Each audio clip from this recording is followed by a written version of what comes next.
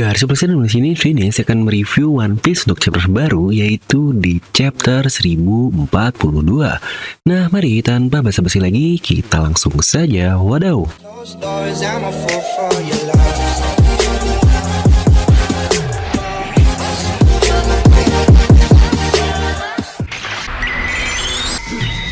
Nah, seperti biasa, sebelum lanjut video ini jangan lupa untuk subscribe dan juga nyalakan bel notifikasinya, karena kalian tidak akan tertinggal informasi menarik seputar One Piece hanya di channel Devil Nomi. Sudah pastikan sebelum kalian komen atau apapun, kalian menonton sampai habis, jadi tidak ada informasi yang miss dan juga yang setengah-setengah. Nah, seperti biasa, kita akan mereview One Piece untuk chapter baru, yaitu di chapter 1042. Oh, senang banget nih kalau sebelum-sebelumnya nggak ada libur, jadi langsung terjawab dengan cepat. Nah, oke lah, kita akan langsung saja, dimana judul untuk chapter kali ini adalah Winners Need No Excuse. Dan ternyata ini punya arti yang lebih dalam dari cuma sekedar pemenang tidak membutuhkan alasan, tapi mari nanti kita bahas di review di dalam video ini saja ya. Dimana untuk cover story kali ini berjudul Niji dan Yonji menuju Whole Cake Island. Di sini kita melihat Oven sedang bawa buku milik Mondior yang berisi Niji dan Yonji, dimana dia membawanya di pundaknya dan siap dibawa melalui dunia cermin. Ya, seperti biasalah melalui brule yang praktis banget nih, enak banget. Di sini Oven melihat ke arah Puding dengan muka bingung yang ini kira-kira ada apa ya? Oh ya, sebelum itu pun saya mau berterima kasih lagi nih buat kalian yang sudah berubah menjadi bocah Kanazuchi alias Devil Fleet User. Ya, terutama buat Mas Hilmi A, terima kasih nih sudah join. Lalu juga buat Mas J Chopper yang jadi Devil Fleet User juga, dan Mas Johnny Jo, asik. Serta terima kasih juga nih buat RPG Sejati, anjay namanya RPG banget mas bro, yang jadi bagian Devil Fleet User juga. Dan buat Mas My Name nih, aduh My Name jadi inget Teteh Han Sohi yang cantik banget. Dia nggak mau kalah sama yang lain jadi Devil Fleet User karena dia langsung upgrade ke Haki User nih, wadaw sekali. Nah, buat kalian juga nih yang pingin join membership Devil Nomi, dimana kalian akan mendapatkan badges keren di sebelah nama kalian dan stiker yang unik-unik ini, dimana orang-orang ini saja sudah join, masa kalian belum? Kalian bisa langsung klik tombol join di sebelah tombol subscribe ya. Dimana chapter ini dimulai langsung di lantai basement tempat bos dari CP0 dan X-Drake berada. Di sini langsung saja dilihat dengan jelas sekali X-Drake berada di mode hybridnya. Dia sedang menusuk bos CP0 tepat di tubuhnya. Di sini kita lihat bos CP0 tersebut memuntahkan darah dari mulutnya dan dia bertanya, "Katakan X-Drake, kenapa kau melakukan hal ini?" Dan dijawab oleh X-Drake sambil kecapean, "Hah, ini adalah keadilanku." Dari sini keren juga ya, X-Drake dia dalam keadaan sekarat masih punya pride untuk tidak kalah dan membalas dendam dari para Ciperpol yang sialan tersebut. Di sini pun bos CP0 berkata, "Aku sirik kepadamu," dan dia langsung bergerak dengan kecepatan luar biasa, ya sepertinya menggunakan Soru lah. Dia berhasil keluar dari tusukan X-Drake dan menyerang balik dengan Shigan yang 2 kali tepat di tenggorokannya yang berada di mode hybridnya. Wah, dari sini sepertinya cukup clear ya, gap antara kekuatan si bos CP0 dengan X-Drake memang sejauh itu. Dia dalam keadaan tertusuk pun masih bisa menggunakan Soru dan mengcounter attack seorang supernova sekelas X-Drake. Ini kira-kira apakah X-Drake mati ya? Karena yang Shigan tuh tenggorokannya bos, yang seperti Oda katakan berkali-kali, jika Shigan sudah mengenai tenggorokan, auto death lah itu orang. Ini jangan-jangan kata-kata yang pas ketika Hawkins memprediksikan 1% orang yang akan hidup, dan itu adalah si X-Drake ini. Tapi ya nanti kita bahas lengkap lah. Dimana kita berpindah ke ibu kota bunga. Orang-orang sudah siap menutup pesta tersebut dengan cara membuat semacam lentera untuk diterbangkan lah. Dan kita diperlihatkan toko yang berkata, "Terbang, semoga impianku sampai ke langit." Dan langsung berpindah ke tempat Luffy versus Kaido di rooftop. Di sini Luffy yang sudah berada di mode Gear Force-nya benar-benar menghajar Kaido dengan tinju-tinju pantulannya tersebut. Dan Kaido dia bisa menahan beberapa serangannya, tapi banyak dari serangan tersebut tetap masuk ke arah Kaido dengan sangat tepat sekali. Hal yang sangat gila sekali, serangan-serangan Luffy plus Sausoku plus Gear Force-nya kayak gitu mengenai Kaido berkali-kali, dia masih bisa bertahan.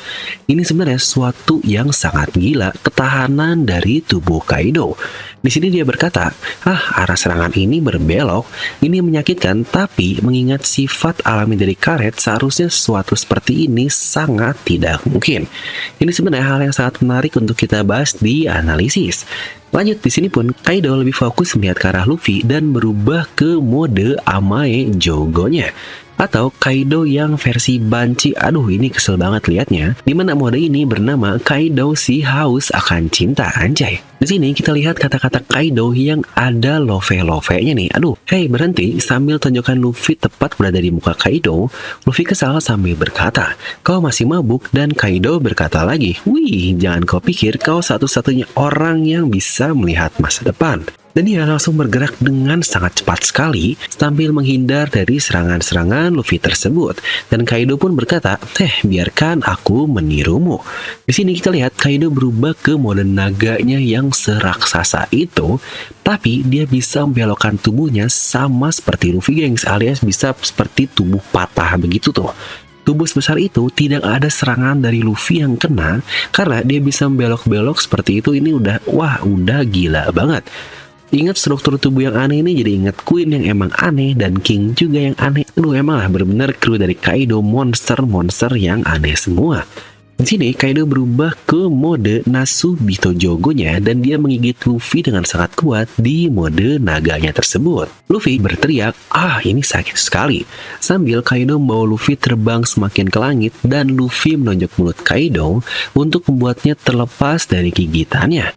Tapi di sini Kaido langsung mengeluarkan bolo beritnya tepat ke tubuh Luffy yang sudah tidak bisa Luffy hindari, dan serangan tersebut menembus dari atas ke bawah sampai ke ujung pulau Onigashima. Ini benar-benar udah kayak laser banget, dampaknya sangat parah nih. Luffy pun akhirnya berubah ke mode Gear 4-nya dan sekarang di mode Bone Man-nya agar dia bisa terbang kembali ke Kaido sambil berteriak, sialan kau, dan Kaido membalas, Worororo, kau kembali lagi. Di sini Luffy berkata, berapa menit lagi waktu yang aku punya? Ini adalah Gear 4 terakhirku. Aku tidak punya banyak waktu lagi. Aku tidak boleh kalah.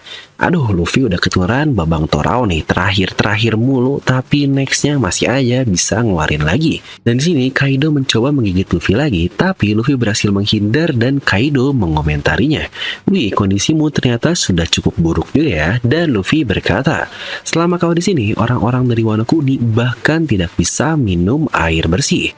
Dan Luffy sedang menyiapkan serangannya. Di sini Kaido pun membalas, Worororo, aku tidak peduli kau berada di sisi yang mana, orang-orang Wano Kuni sudah nyaman dengan kekalahan. Negeri ini penuh dengan orang-orang pecinta damai yang lemah dan mereka yang menginginkan cara mati yang terhormat. Tapi mereka semua ini hanyalah pecundang mencari alasan untuk sebuah kegagalan mereka. Ini sebenarnya kata-kata yang menurut saya sangat gila banget. Kata-kata yang pas sekali buat orang-orang yang selalu bermasalah nih dengan kata-kata privilege lah. Dan akhirnya mereka nggak mau ngapa-ngapain, ngeluh karena dia kan udah kaya, keluarganya, dan lain-lain. Dan akhirnya ketidakpunyaan orang tersebut atau kekesalannya dan siriknya itu sudah menjadi hal yang nyaman seperti kata-kata Kaido tadi.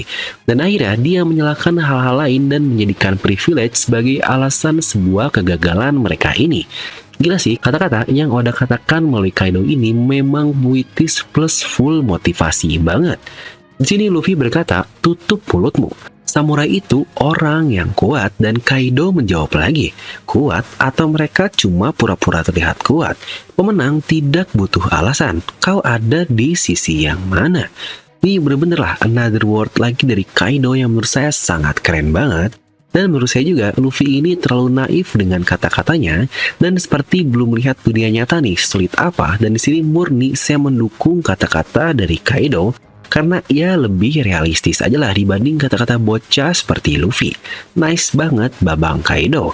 Lanjut, di sini Luffy menggunakan overkongannya ke arah rahang Kaido dan bolo beritnya yang Kaido mau keluarkan sebelumnya akhirnya meledak di dalam karena terkena serangan Luffy.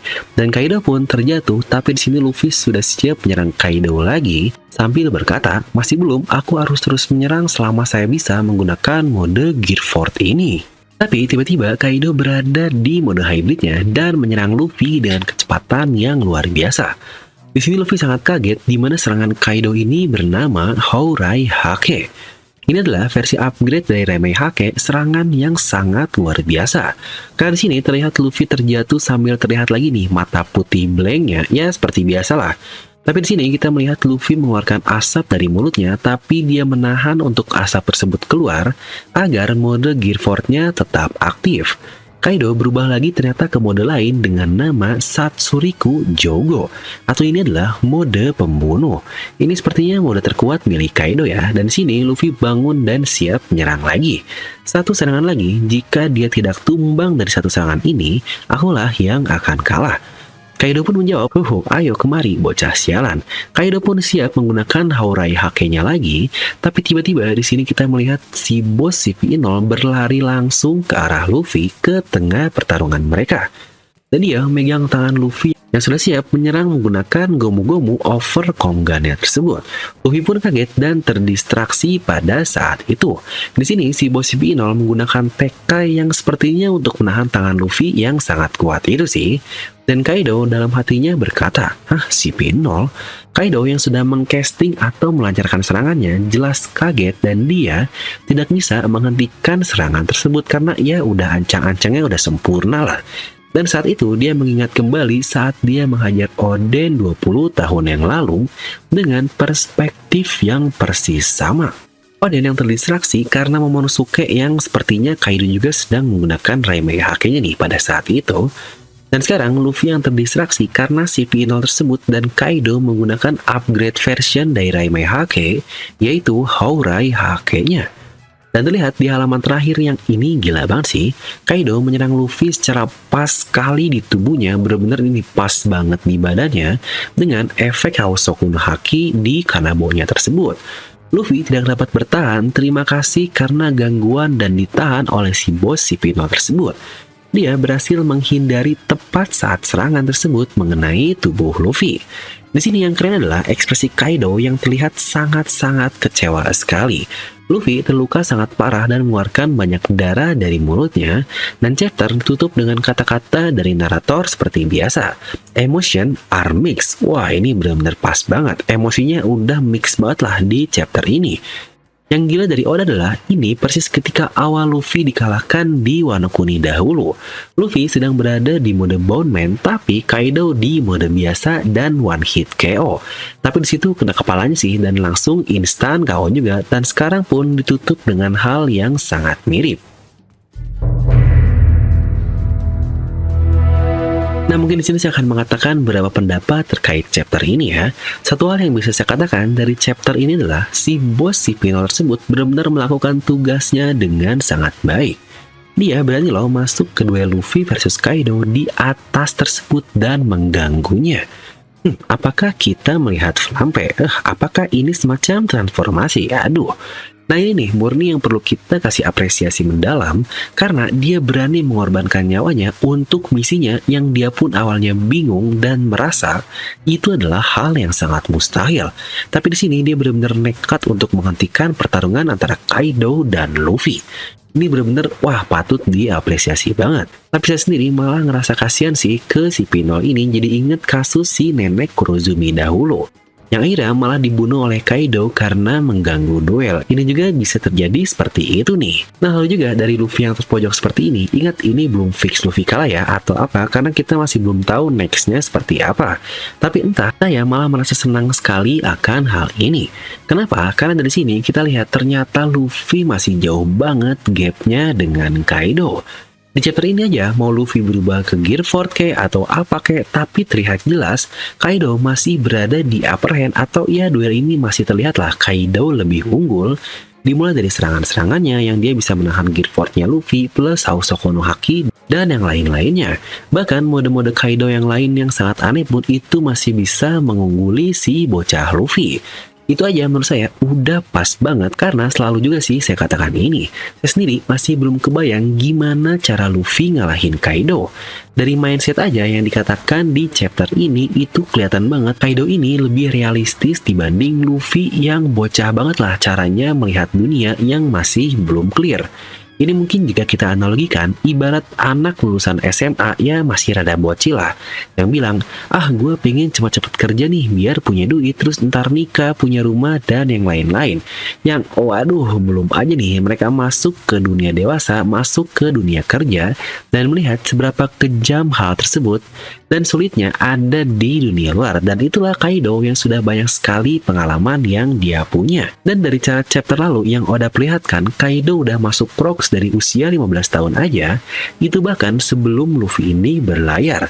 Dan dia udah berada di kapal bajak laut paling berbahaya di dunia. Nah, mungkin kalian akan bertanya, lah bang, terus gimana dong kalau kayak gitu Luffy ngalahin Kaido-nya? Lagi-lagi masalah ini saya masih belum pernah bisa menjawab karena masih belum kebayang aja nih harus kayak gimana. Bahkan ingat, Oda aja belum lama masih bingung gimana cara Luffy nanti ngalahin Kaido. Sejujurnya, satu yang saya pikirkan adalah tentu saja itu mode baru dari Luffy. Entah Gear 5 lah, atau apalah, awak kening, atau apa. Ingat apa yang terjadi saat Luffy versus Doflamingo dahulu. Dan kita mendapatkan sedikit flashback tentang Rayleigh. Di situ dia berkata perlu sesuatu yang lain. Dan jelas itu bukan Konggan di Gear 4-nya lagi, tapi pasti mode baru. Ini masih jadi misteri nih. Dan dengan kalahnya Luffy ini, apakah sudah saatnya Babang Joro-Joro kembali menjadi Ryuma yang memotong naga dan menghajar? Aduh, ini sangat menarik. Pasti langsung pada bilang nih, alah adminnya fanboy Zoro banget. Ya sebenarnya mau Luffy kek, mau Zoro kek, saya sendiri masih belum kebayang gimana cara mereka bisa ngalahin seorang Kaido. Nah kira-kira kalau menurut kalian kayak gimana nih mereka bakal ngalahinnya? Asli ini mah nggak kebayang. Tapi overall ini chapter yang luar biasa sih. Gila, full banget nih dari pertengahan komik volume 103. Ya sekitar chapter 1039 lah. Mungkin sampai akhir di 1045 nanti. Isinya klimaks semua dan OP parah. Jadi akan saya beri nilai untuk chapter ini 9,3 dari skala 10. Wah gila bosku, berapa chapter overallnya 9 terus. Emang gila sih. Dan yang penting, minggu depan tidak libur alias kita akan langsung mendapatkan jawaban dari apa yang terjadi di chapter ini. Dan ditunggu ya untuk breakdown bahasan lengkap chapternya seperti biasa di hari mingguan. Karena kita akan bahas kata-kata Kaido tentang Gomu-Gomu, Kaido melihat masa depan, plus mode dari Kaido dan yang lainnya. Nah jadi itulah untuk video kali ini, kalian bisa langsung tuliskan pendapat kalian di kolom komentar di bawah. Dan seperti biasa, semoga kalian terhibur dengan video ini. Like aja kalau kalian suka, dislike aja kalau suka, jangan lupa untuk subscribe dan juga share ke teman kalian. Gue Devil pamit and I'll see you guys next time.